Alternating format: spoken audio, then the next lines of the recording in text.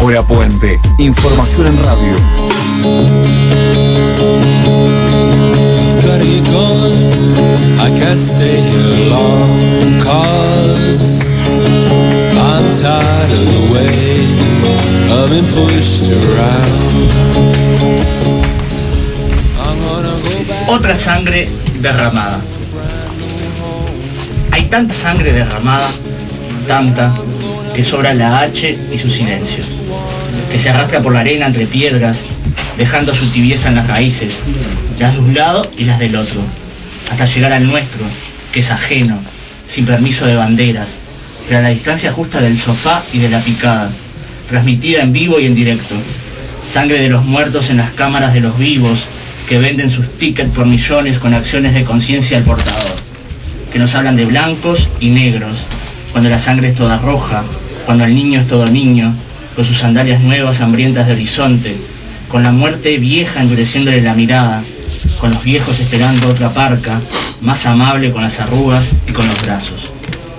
Pero no, la sangre alimenta a los buitres carroñeros de la bolsa, a los que venden almas ajenas, a la nada, a cambio de porciones de mundos con piscina de agua negra.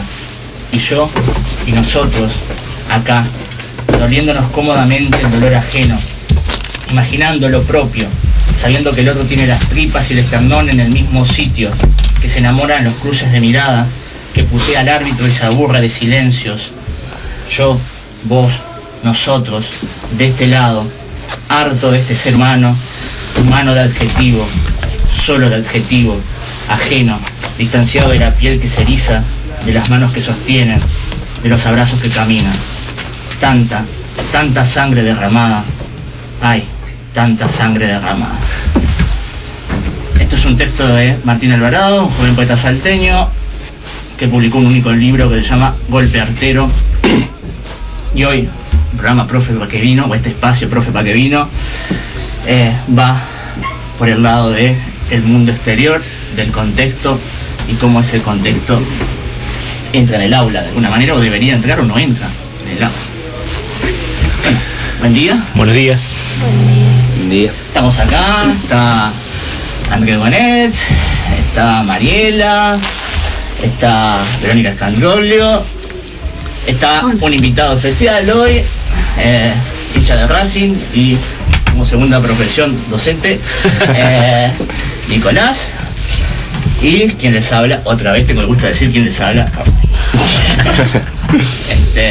Bueno, a ver cómo arrancamos esto, sin la presencia de Alejo y de Atilio, que se tomaron esto de las vacaciones. Sí. Por quinta amarilla están suspendidos. Están suspendidos por quinta amarilla, así es. Bueno, el programa viene por ese lado. En el Facebook publicamos este título: pasó de moda el golfo como todo, viste vos, geopolítica y educación. Un fragmento de la canción de Los Redondos, que se llama Queso Ruso.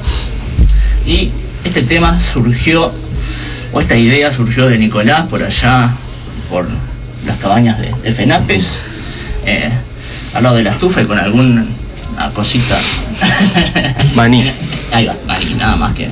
Y vaso de agua. Y vaso de agua. Y en esas trasnochadas surgió la idea de discutir este tema. Y bueno, a ver cómo entra esto de la política internacional, de la geopolítica, de dónde estamos. Mariela decía recién, antes de entrar. No me diga que he estado hablando. No, salías igual, Rafa. Salía igual, bueno. Gaje del oficio. Gajes del oficio, micrófono apagado. Bueno, a ver dónde. La idea es cómo entra las temáticas geopolíticas en el aula, ¿no?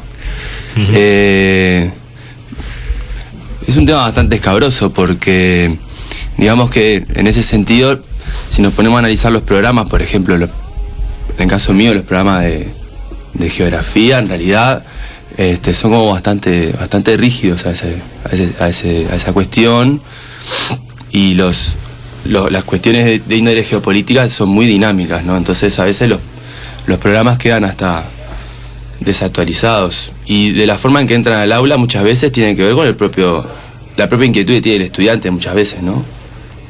por un lado, yo creo que hay dos aristas. Por un lado, la inquietud que tiene el estudiante que viene y te dice, algún estudiante pispeó la televisión, vio lo que pasó en Siria, ¿no?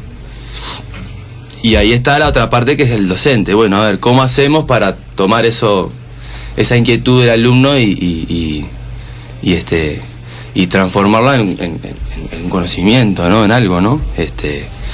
Pero además de eso, hay un problema que es, bueno, cómo amalgamo yo la inquietud esa por, en este caso, Siria, que es el tema de actualidad, con el programa que yo estoy dando, ¿no? Que a veces no tiene nada que ver.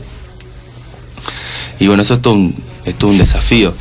Sí, hay una anécdota, ¿no? Están en el aula dando una lección de historia y un alumno dice, profesor, en este momento está pasando el eclipse de sol. Uh-huh. Ah, muy bien, dice el profesor, bueno, prenda la luz y seguimos con la clase de historia, ¿no? Claro. El eclipse de sol lo único que hacía era oscurecer nada más, ¿no? No era material de estudio ni preocupación alguna, ¿no? Es un emergente. Pero es un emergente que lo está ocultado, ¿eh? Haces otro eclipse sobre el eclipse, digamos. Bueno, más o menos como lo del Ale y la cruz esvástica en el pizarrón, que nos contaba el otro día Ale. Bueno, en vez de aprovechar que se dio la discusión, bueno, borre esa cruz y la sanción, ¿no? En vez de poder hablar sobre el tema, ¿no? Lo mismo habrá pasado con Siria cuando lo trajo un alumno al aula, ¿no? Sí, yo creo que tampoco esto es algo de casualidad, sino que tiene un cierto grado de intencionalidad, este tema de no traer las temáticas geopolíticas o los conflictos internacionales al aula, ¿no? Yo te contaba antes, a vos, Rafa, y el tema de las dos geografías de las que habla un geógrafo de origen marroquí, nacido en el año 29 y todavía está vivo, así que se llama Lacoste. Nada que ver con las camisetas. Ni con las camisetas, ni tampoco es pariente de Lacoste de zaguero de Racing, ¿no? Yo que vos no hablaría de Racing, ¿no? Bueno, Lacoste en realidad tiene un libro muy famoso, muy poco divulgado, que se llama La geografía, un arma para la guerra, que es como una especie de biblia para los profesores de geografía críticos. El tipo divide la geografía en dos partes, por así decirlo. Una es la geografía de los profesores o de los sistemas educativos, en la cual él habla de la pantalla de humo, ¿no? Una geografía que es meramente descriptiva, muy relacionada a los aspectos más que nada turísticos por un lado, y también por otro lado a las bondades que tiene los distintos territorios de cada país para fomentar aquello que veíamos en el siglo XIX, aquello del sentimiento de Estado-Nación, ¿no? Entonces Lacoste reconoce, por un lado, esa geografía que es la que se le ofrece al público, y después la otra geografía que es la que está más oculta, que vendría a ser la de los grandes aparatos militares, ¿no? Yo tengo acá algunos fragmentos del libro de él. Cite. Él dice, es una herramienta, habla de la geografía como una herramienta esencial en manos de las élites que ejercen su hegemonía en el poder político, económico y social, como en manos de las grandes potencias, tanto para explotar los recursos de interés en sus dominios coloniales o áreas de influencia, tanto para librar sus guerras. Y después dice, el ciudadano común solo tiene un conocimiento muy particular impreciso de las múltiples redes de las que se desprende y de su configuración. O sea, justamente un ejemplo que puedo poner, que de repente no tiene nada que ver con Siria ni con las cuestiones de índole geopolíticas, pero hemos trabajado en clase, qué sé yo, la lógica que tiene el nuevo puente de la barra del Santa Lucía, ¿no? ¿Lo conocen? Uh-huh.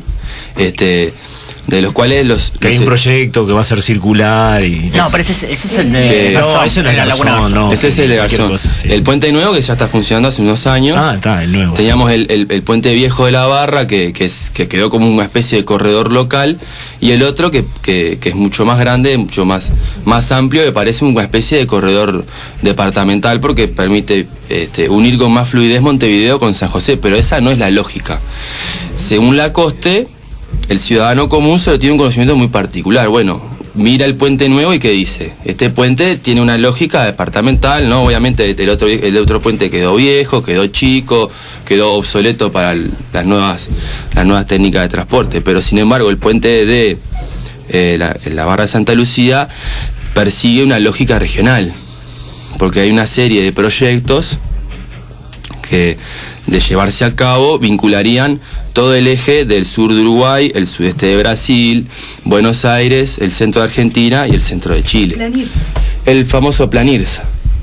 Pero sin embargo el estudiante que conoce el puente no lo ve con esa lógica regional y globalizadora, porque en el fondo es una lógica de índole global, sino que lo ve como una infraestructura de alcance departamental, ¿no? Y eso pasa también con el anillo perimetral y con otra serie de infraestructura. Tenemos, ¿no?, una lógica, no solo en el sistema educativo, sino una lógica que viene a través de los medios de comunicación, de una visión fragmentada, ¿no? Una visión absolutamente pienso en los caballos, ¿no? En las ¿cómo es que se llaman? Esas cosas que usan a los costados, que lo hacen ver solo en una dirección. Sí, sí.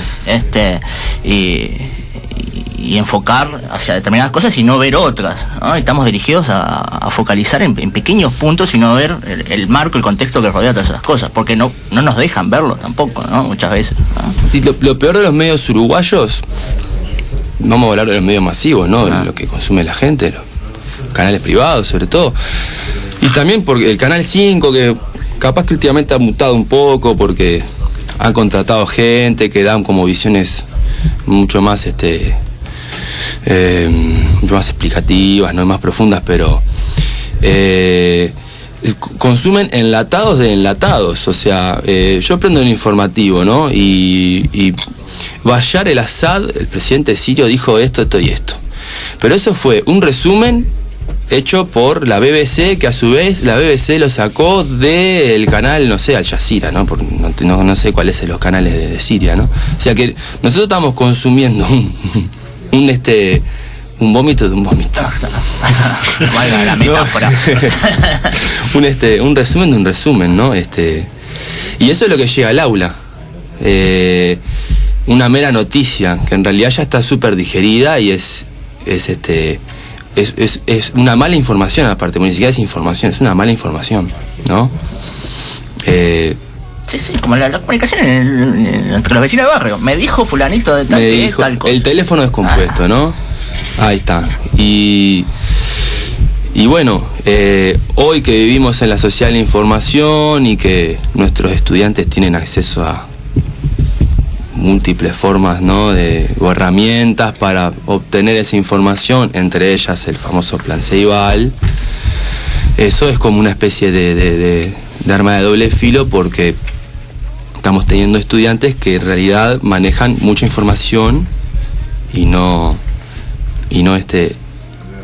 con esa información ahí estaría el desafío del docente, ¿no? O sea, bueno, tomo la información o tomo la emergente que surge en clase y busco construir algo, ¿no?, con eso, ¿no? Dándole un contexto, mucho más porque no es lo mismo información que el conocimiento, eso ni que hablar. Sí, vos hablabas hoy de los peligros, y antes de ir a la pausa decimos esto, de los peligros, y capaz que retomamos esto, de los peligros o de los miedos de manejar esta información, ¿no?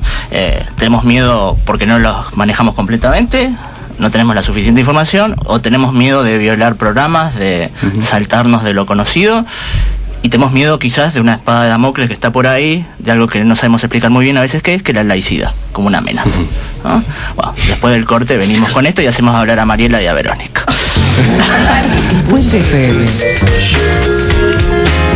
un proyecto social con forma de radio.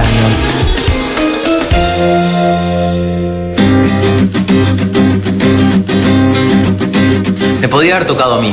Te podría haber tocado a vos. Le podría haber tocado a cualquiera. Pero les tocó a ellos. Por eso todos somos familiares.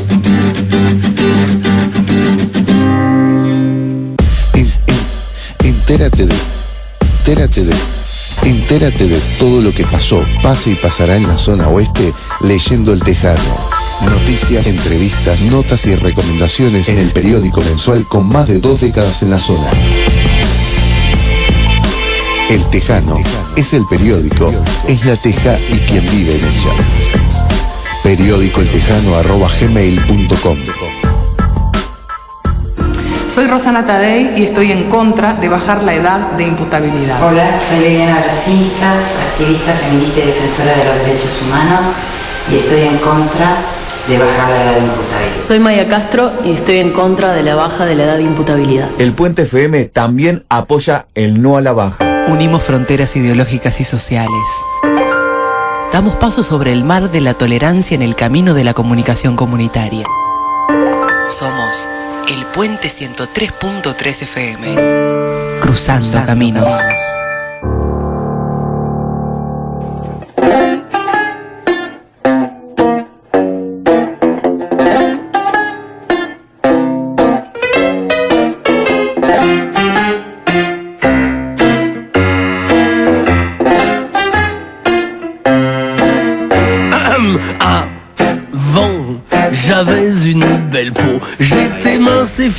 Bueno, ahora sí, estamos al aire y espero que con el micrófono encendido.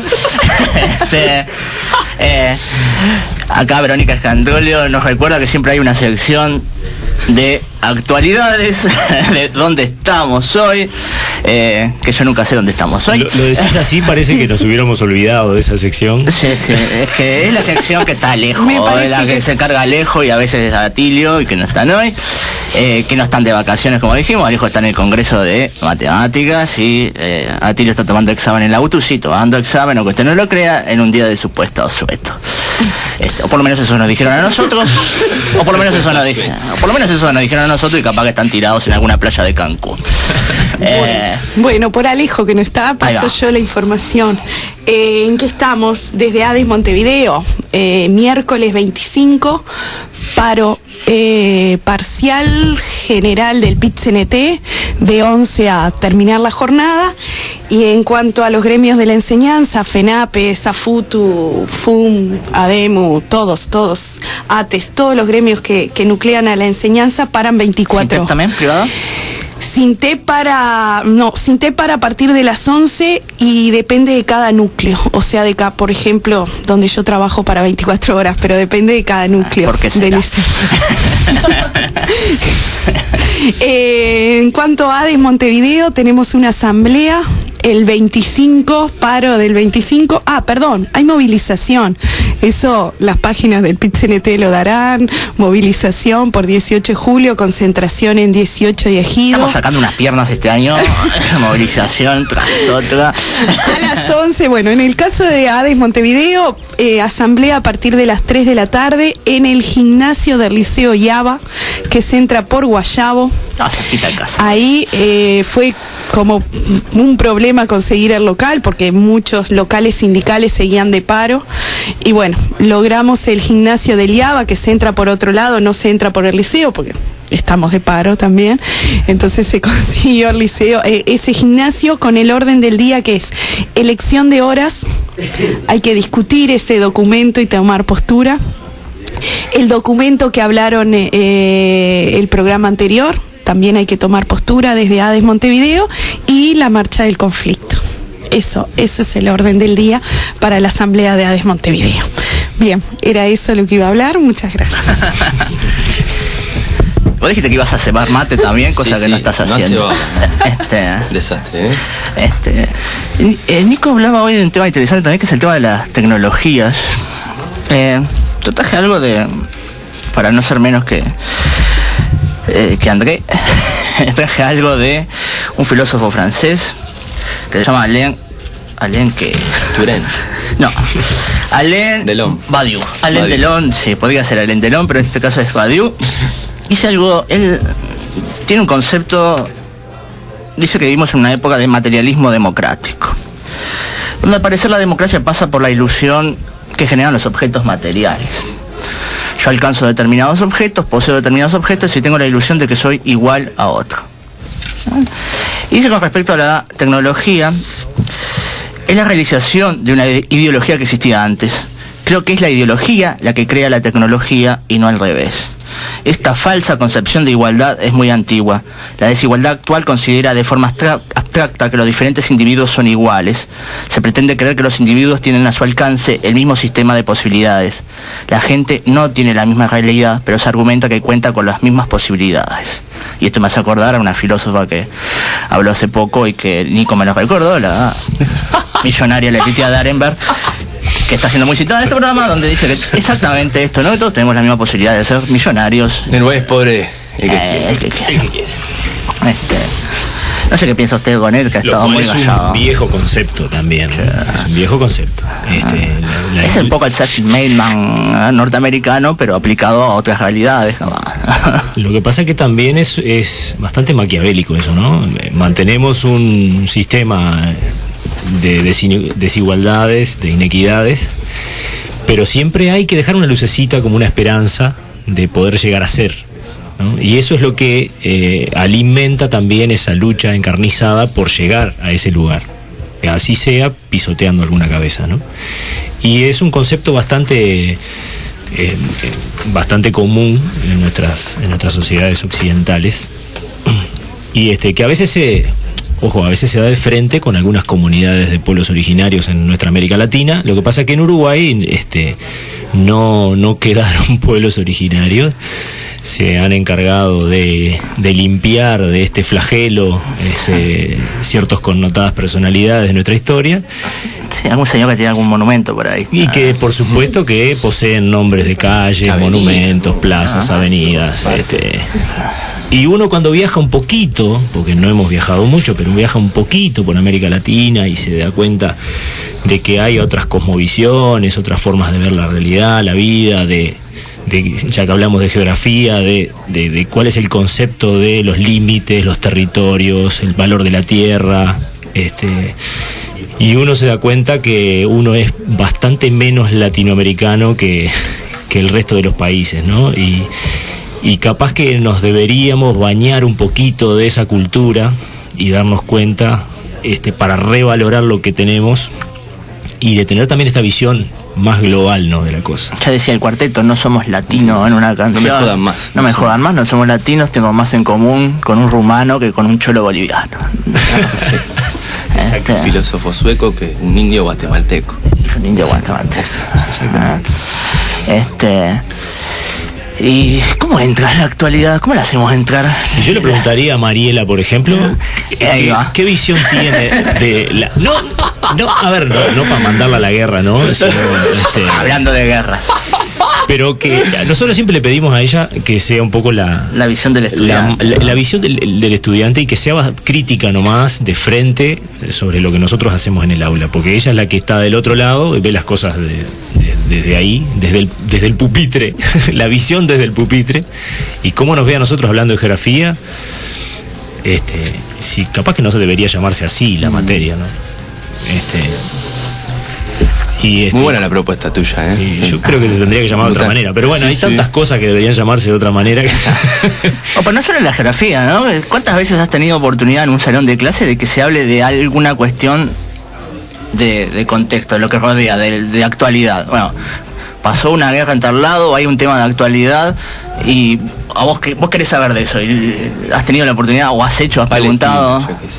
Palestina, por poner un ejemplo, que hace tanto de saber. Pasa, en cualquier materia, uno está en el tema de la materia y de repente salta, profe, ¿sabe? O se enteró, o tal cosa. O me puede explicar. Me puede explicar. Yo qué sé, son dudas que uno tiene o quiere saber más porque no sabe o lo escuchó ahí. ¿Y se da ese espacio? Sí, por lo general se da más en geografía. Sí. Estás en un tema y saltás a otro que está todo vinculado, entonces uno pregunta y como que está todo conectado, relacionado, entonces, o sea, es más de los compañeros, no de mi parte, porque es como que, yo escuché, o la profesora dice, vieron tal cosa, y no sé, sí, yo qué sé. Es más de los compañeros que tienen esa curiosidad, porque si es por mí no pregunto mucho, porque tengo eso de que... Y de los profesores sale decirles, che, Ulises, ¿escucharon tal cosa? ¿Vieron el noticiero ayer lo que pasó? Sí. ¿Sí? Sí, sale de vez en cuando. Y el que ve te dice, y el que no, yo no miro la tele, yo no escucho nada, pero en general sí está esa instancia de comentar. Que a veces se va a la clase y la hora hablando de esos temas, que no son de la materia, pero en sí para algunas personas es importante. Se da eso. Atilio acaba de mandar un mensaje. Saludos de Obama, que escucha desde Washington DC. Ya le vamos a dejar un ejercicio antes de terminar después para Obama. Ahí va. O desde la isla esa que tiene en el medio del Atlántico, que sí. vos sabrás mejor que nosotros. Atilio también ayer hizo, como no venía hoy y tenía un cargo de conciencia, hizo un trabajo por el liceo, anduvo correteando los pasillos y hizo preguntas, hizo como una especie de encuesta y se hizo él determinadas preguntas que son las siguientes, me gustaría leerlas. Temas que piden para entrar al aula, puso él. ¿De qué materia? ¿Tiene que ser una en especial? ¿Acaso un abordaje interdisciplinario? ¿Cuáles son las disciplinas inter? ¿Quién determina qué disciplinas tienen que intervenir? ¿Pueden participar invitados, especialistas, protagonistas de afuera del liceo? Tratar esos temas es una cuestión de profesores o de educadores. Si los rechazamos, ¿qué escondemos detrás de la justificación de la laicidad? Que era algo que tiraba antes de la pausa. Y hizo esta encuesta Atilio por los pasillos con profesores y alumnos y surgió una serie de listas, un ranking de temas que ocurrieron este año y que podrían haber entrado en el aula. La mayoría internacionales, pero algunos locales también. El conflicto en Siria, la posible intervención de Estados Unidos y otros países, la ley de regulación del cannabis, la despenalización del aborto, la inseguridad ciudadana y la baja de la imputabilidad, la violencia de género, protestas en Brasil, Aratirí, la megaminería en Uruguay, la región y el mundo, la contaminación del agua de OCE, Cristina Kirchner y el Artigas argentino. Le dan plata por no trabajar, los planes asistenciales del progresismo, los medios, la ley de servicios de comunicación audiovisual, el matrimonio igualitario, ¿qué lío hay en Egipto? Creo que se identifican de dónde vienen cada pregunta. Una nueva matanza en Estados Unidos, la casita del parque en Paysandú, el traslado de la jueza Mota y derivaciones, la inconstitucionalidad de alguna ley, algo que está de moda, el secuestro de las hermanas en Cleveland, ¿por qué aumenta la yerba y el pollo? Estas dos últimas preguntas me interesan muchísimo, ¿por qué aumenta la yerba y el pollo? Son cuestiones de geopolítica. Sí, es cierto. Si uno se pone a ver por qué aumenta, no sé el pollo, porque del pollo hemos sabido de matanzas multitudinarias de pollos para subir el precio, pero en el caso de la yerba está más que claro la cuestión de índole geopolítica relacionada con la soja, ¿no?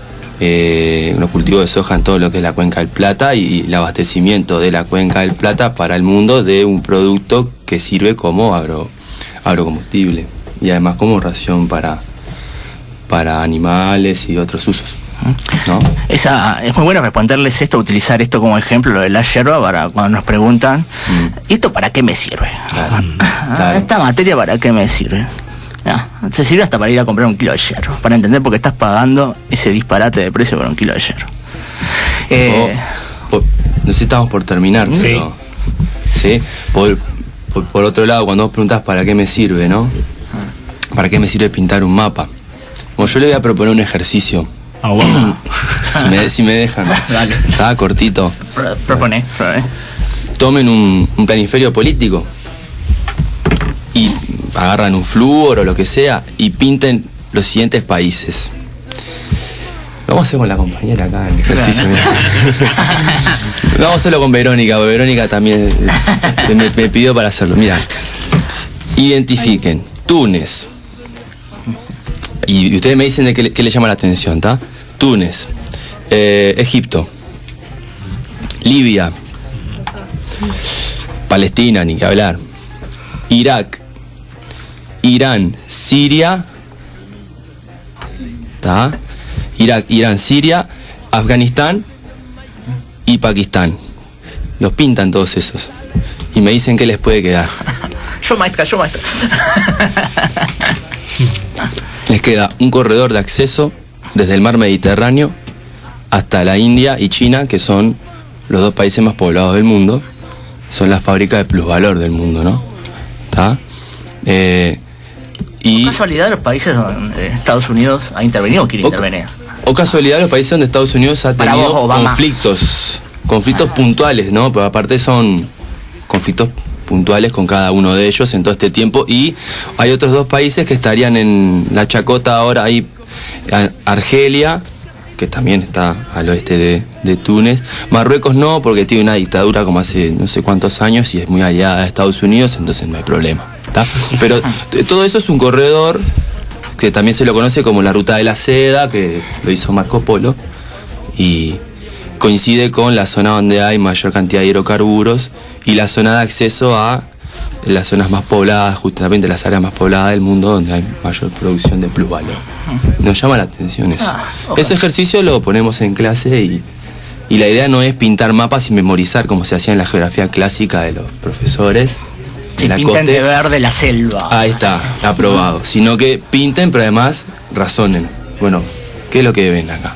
¿No? Hay una lógica detrás de todo eso. ¿Está? Interesante ejercicio, ¿no? Para que la audiencia lo haga también. Ahí pueden entender por qué China, Rusia son 2 de los grandes opositores, ¿no? A la guerra en Siria, ¿no? Y también Irán, ¿no? Que justamente son los que no utilizan el dólar como moneda de cambio por el petróleo, ¿no? Y aquí aparece el petrodólar, que es otra de las cosas que hay que ponerse a pensar cuando uno estudia geopolítica, ¿no? Que sería material para el siguiente programa en todo caso. Sí. Bueno, está interesante terminar entonces con la pregunta de Mariela que hacía hoy antes de entrar. Yo no sé dónde estoy parada. ¿Dónde estoy parada? ¿Dónde estoy parada? Bueno, preguntémonos todos dónde estamos parados. ¿En qué mundo estamos parados? Bueno, profe, para que vino, hasta el viernes que viene. Chau, chau. El sonido humano